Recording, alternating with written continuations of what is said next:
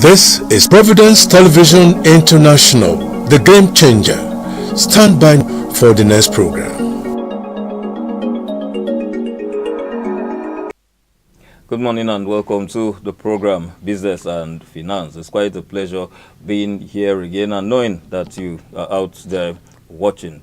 The topic today on Business and Finance, expectations on the bull market. This is actually a continuation of the last discourse that we had on the program. And well, a whole lot of thanks to you out there. We've gotten your comments. We'll be able to get it that yes, you are actually there watching and you appreciate the program. Today on the program to discuss this topic, I have a financial expert who actually is a technical analyst, key operating leader at Bybit Global Exchange. He also incidentally happens to be the general manager Providence Television International. He is the person of Mr. Emmanuel Osasinaga Egariba. You're welcome to the studio. Thank you so much. Thanks for making out so much time today your time. to be with us. Well, we'll delve straight to the topic, but then just before we go into it, so many people they actually keyed into your last discourse. But for the benefit of those who did not actually start off with us, just throw a little light on the bull market. Okay. Previously, the first edition, I think that was the maiden edition. That was a maiden edition. Okay, yeah. We talked about the expectations on the bull market, what it entails, what a bull market is. I categorically stated that a bull market involves a situation where you have a lot of buyers saturating the market because of positive news and impact. All right, so that's basically what a bull market is. We have saturation of buyers, and the expectations are usually very high, driven by certain fundamentals that pushes the market. When I say fundamentals, I mean news. Okay. All right, so basically that's what the bull market entails. So I don't know what we're doing today, but I believe it's going to be very, very interesting as well. In continuation of what we did the last time. Yes, exactly. As the game changer, we always have a different way of doing our own thing. And so we'll be looking at so many areas, especially as regards the market. First of all, I want to ask, what's the current state of the market right now? That's a very good question. The current state of the market, the crypto market, the crypto market, exactly. I would say it's actually consolidating. Okay. As at now, momentarily, it's consolidating, meaning it's ranging. It's not upwards and it's not downwards. Okay. So it's just flat for the now. But within that current state, we have a lot of projects that are actually doing and showing, some prospects to fly as high as possible. We have a lot of projects like the Sui network, for example. The Ethereum blockchain is doing well. Solana blockchain as well is also doing well.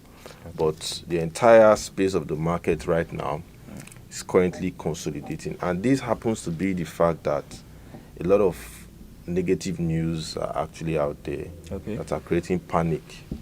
All right, a lot of negative news, like the whole Iran and Israeli war currently ongoing, definitely has impacted the market a lot. But notwithstanding, the market is still consolidating, but still showing some prospects to move upwards. Okay. Regardless, And so the present state of the market now still boils down to what you said initially as regards fundamentals. Exactly. Okay. Exactly. Okay. And so for there are some individuals who this is quite new to them, the crypto space and all that. Yeah. So could you throw a little light, first of all, on the crypto market, the crypto space as it is? Okay. When we say the crypto space, when we talk about the crypto market, when you say something is encrypted, it means it is coded. All right, that's the word. That's where crypto is coming from, encryption. Meaning it is put in a code. All right, so the crypto market basically it's very diverse. Okay. Let me put it that way. It's very diverse. There are so many branches within it. And that is why it is more interesting to trade crypto than Forex. Okay. I'll say this categorically now so that everyone can hear it clearly. It's more interesting to trade crypto than Forex Okay. because crypto has a lot of potentials. We have a lot of potentials, but Forex is just a one-way traffic. Okay. But crypto is very diverse. Now, when you say crypto market, we're talking about how different projects are engineered into a particular system. Call it a blockchain. Okay.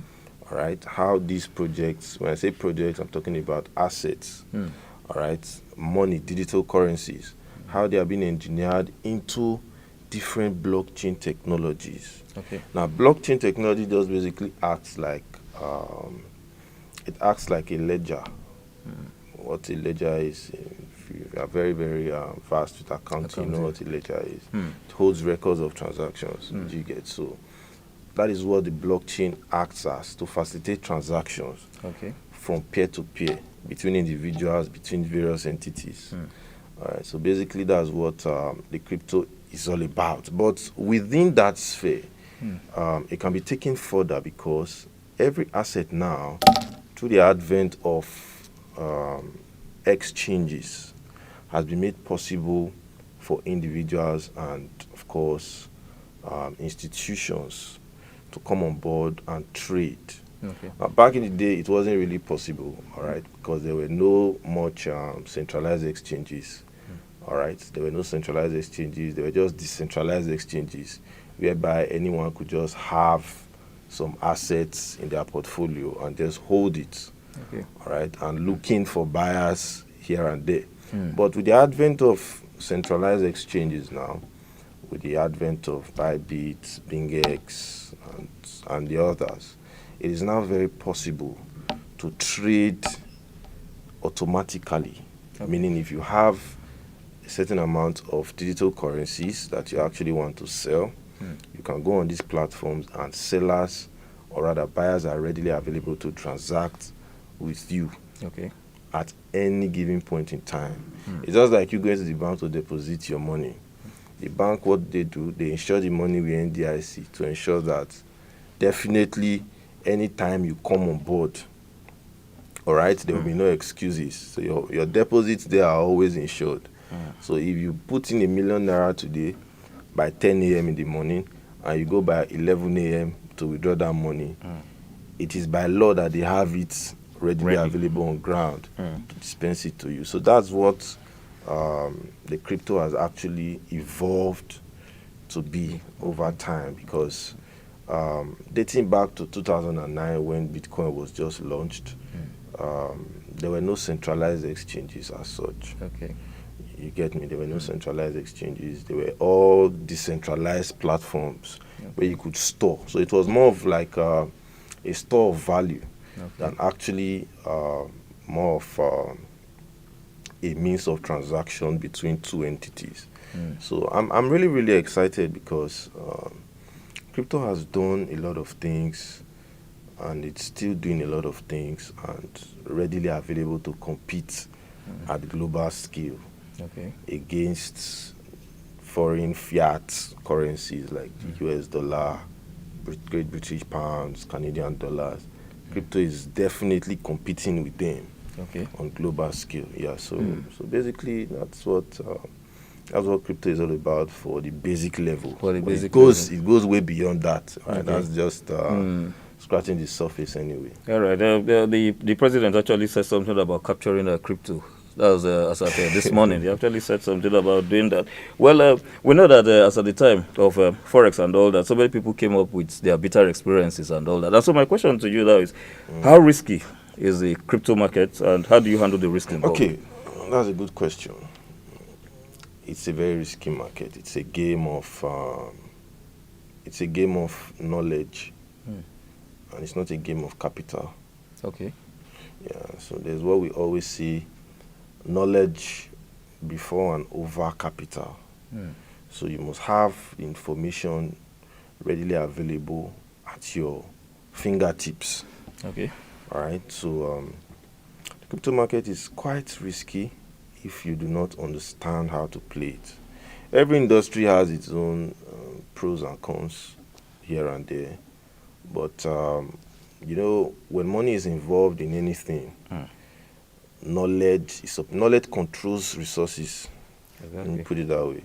Knowledge controls resources. And if you do not have the adequate knowledge before you go into any business or any form of investment, it becomes very tedious for you because you start beating around the bush. So that's basically how the crypto market is. It's quite risky, but at the same time, very profitable. So the higher the risk, the higher the profit. Now, you just asked a question, right? How do you manage? Exactly. How do you handle the risk? How do you handle the risk? Now, the crypto market, right, can give you unlimited resources. It has the capacity. So when I mean unlimited, I mean unlimited resources. It has that. It's that big. Okay. All right. As of today, we have a market cap of the entire crypto market, the total capitalization of the crypto market, running into billions of dollars. Yes. And this has evolved over time. So you can see that it's a growing industry that is evolving every single day. Okay. All right. So dating back to what you just said, I will manage resources and I will manage risk. The first thing every trader out there should put into cognizance is that the market is never going to run away. It's always here. Okay. All right. But your resources, your capital can actually run away. So you get. So you must have that at the back of your mind that the market is here to stay. But your capital is not here to stay. Okay. You get me now? Your capital is not here to stay. Now, the second approach that is very, very, very vital when we talk about risk management is understanding that the market works like a normal, typical business model. A very normal, typical business model that operates on the concept of demand and supply. All right? So when more people are interested in buying a particular product, the price obviously goes up. Do you get? So that's the way the crypto market is structured. Put that in quotes. Structured in that form. Now, the third thing, I've just said two. The third thing is to understand that there's a psychology behind the market. Okay. Or every business. Let me put it that way. There's a psychology. Now, we call it trading psychology. And psychology goes alongside with different forms of bias. Right? Goes alongside with different forms of bias. We have a lot of bias within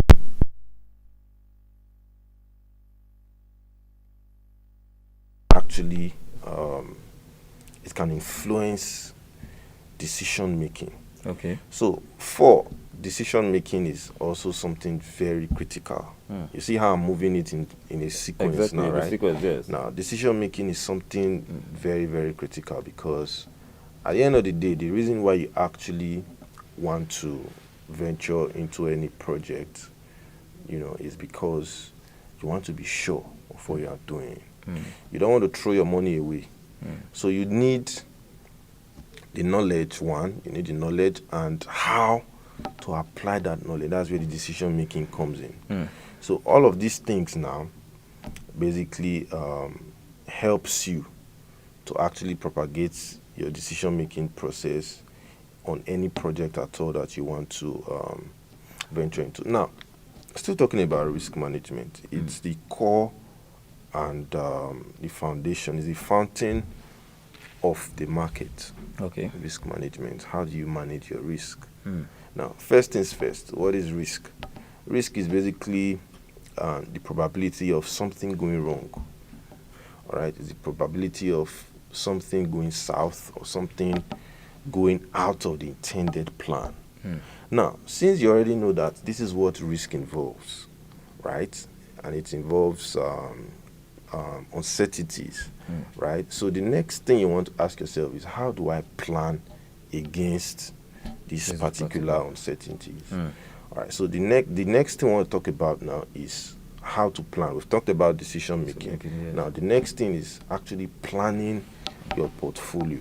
Okay. Now, if you are going into the market with $1,000, for example, you should be able to plan that money wisely by diversifying it into projects that you already have knowledge about, that you've done your research about, you've done your technicals about, and all of that. So planning comes in handy. All right, planning comes in handy alongside with decision making. All right, now after doing that, there's what we call tolerance, risk tolerance. So at that point in time where you are making those plans and forecasts, you should be able to understand the fact that tolerance is very, very, very important. Meaning, what can you afford to lose? Okay. And what you can afford to let go. All right. What you can afford to lose is you saying, I have 10,000 naira, for example. I want to go into the market, but I'm willing to risk 10%. 10% is 1,000 naira. Now, a lot of traders make this mistake. They do not. There's what we call Murphy's Law, right? Murphy's Law states that whatever can go wrong will go wrong. So if it's possible that someone can actually drop dead today, it's possible, and it will definitely happen, right? So Murphy's Law, it controls basically all the affairs of human nature, including the crypto market. So you already understand that I'm dealing with risk. It is possible to lose money. Exactly. I'm a trader, I'm a professional trader. I lose money sometimes. So I don't let it weigh me down. Okay.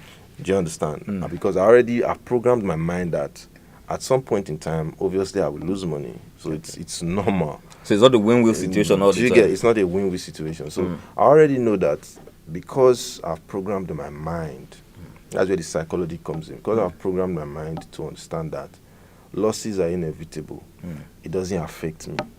If I lose ₦1 million today, I lose ₦1 million tomorrow. It doesn't shake me anymore because I already know that this is what I've signed up for. Okay. All right, and it's almost inevitable to make losses. You must make losses all the time. All right, it's almost inevitable not to make losses. Rather. So that's already by the wayside. Then, most importantly, again, there's what we call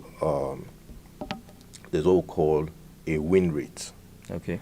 Now, when you are trading, and when trading becomes a full-time job for you, you must understand that your win rate is actually a function of your risk to reward. Now, I'll break it down.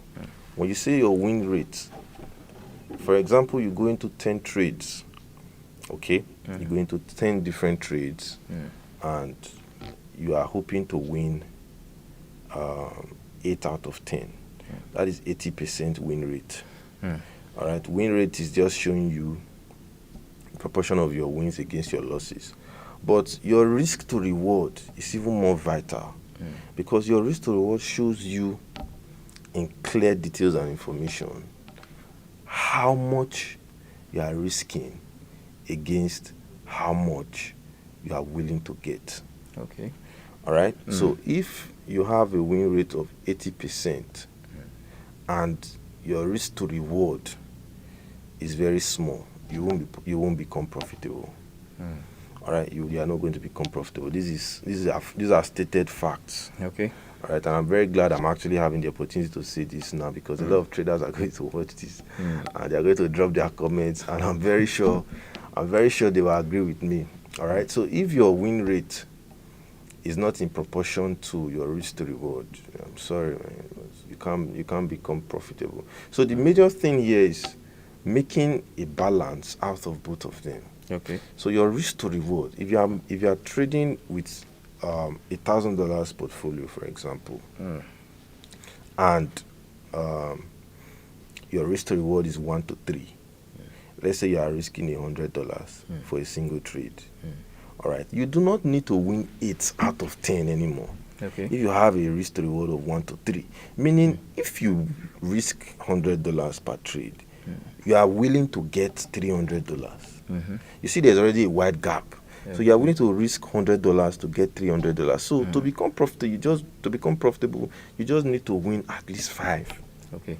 So it's not a function of winning most trades. That's where most traders fail to realize it. It's not a function of winning all the trades. You can't win everything. I'm a coach. I'm a crypto coach. I teach people. Okay. All right, and I always tell them the reality. I say, see, I myself, I lose money from this thing. But at the end of the day, it boils down to you understanding that your risk to reward is even more important than the win rate. Okay. So I will take it up from there. Yeah. All right. You from anybody who is out there who is watching knows that it is a financial expert, especially as regards the crypto space that is speaking. But let's look at this. How would you advise a newbie who has no knowledge within the market but is ready to venture into it? Newbies. That expression is like when you see the L sign or the guy in front of you. Okay. Do you know? This is actually a very interesting program. I like this so much. Thank you. It gives me the opportunity to actually just share this thought-provoking, expressions across, putting it across in simple words. For the newbies, the major thing that is going to impede you is fear. Okay. And the major crisis you are going to experience for your early days of trading is going to be fear. Now, do you know why the fear comes in? The fear comes in because you have not fully understood that what you are going into involves risk. Do you get what I'm saying now? Yes. Now, there's a saying that if you must conquer your fears, you must approach it. And you must be aware of it. You get Exactly. if you put a toddler here now and put a snake in this room, everybody else will run. The toddler will not run. Exactly. Because he doesn't know that this thing has danger. He's not aware that there's danger there. You get me? So that is how that's basically how the market works. So once you are aware, you are fully aware that this thing I'm going into involves risk. It involves losing money, right? You become conscious, and then the fear begins to dispel. Okay. Fear begins to dispel when you are aware that, okay, definitely, if I know I'm not going to win on my trades, so why am I stressing myself? Sometimes I can be on a drawdown on some trades, $200 down. I don't shake because if I'm trading, I already know, okay, I have a target. Yeah. I have a target I'm waiting out to achieve. All right, so it doesn't move me. I already know, okay, if I take 10 and my win rate is 1 to 4, I just need to win just 4 or 5 out of those 10 trades. And that's where the newbies always fail to realize. They want to win everything. Okay. They want to win everything. They want to take 100 trades and win. Is your father the owner of the market? Do you get so is your father the owner of the market? Your father is not the owner of the market. Even institutions lose money. So you have you are competing, you are basically competing against the best brains. People who studied in Harvard, these are people you are competing in the market against. And you are coming from one local government. Do you get so? It's actually very, very interesting when I see newbies. They usually ask me, how do I start? Yes. Gain knowledge first. Dispel that fear. And just keep practicing. You are going to lose, but keep practicing. Work on your emotions, and with time, time is an important factor. With time, it's definitely you have a balance over time. Over time, you build confidence over time. All right. Well, you actually did talk about this about the last question. You actually talked about gaining knowledge, and in the course of gaining knowledge, I remember the last time we spoke, you talked about traps. Are these traps disclosed by coaches like yourself, or you get to learn about them yourself? You get to see them when you start trading professionally. You get to see them on your charts. You get to see them on your chart, basically. Okay. You get to see traps and manipulations of the market, right? Okay. Traps are basically liquidity being trapped, all right, from either buy side or sell side. All right, they are just a means to collect more money or to buy the asset cheaper or to sell the asset at a more expensive price. Now, look at it this way now. If the market wants to fall, it's going to rise first. Exactly. So those who want to sell it, they need to sell it at a more expensive amount. So what they do, they push the price there, and everyone thinks, oh, the market is going to continue rising. They start buying. Then all of a sudden, you see a big red candle sweeping everybody out of the equation. So Exactly. Okay. yeah. Well, I know most of you out there watching would not really want this discussion to end. I have actually gotten, I'm flowing with the tide anyway. But on this note, I want to tell you that it doesn't just end here. It is a subsequent program. And so I am giving you the assurance that on the next episode of Business and Finance, we'll definitely continue from here where we have stopped. Thanks so much for watching. I wish you a wonderful day ahead. As I also tell you, look out for the continuation of this discussion. Thank you.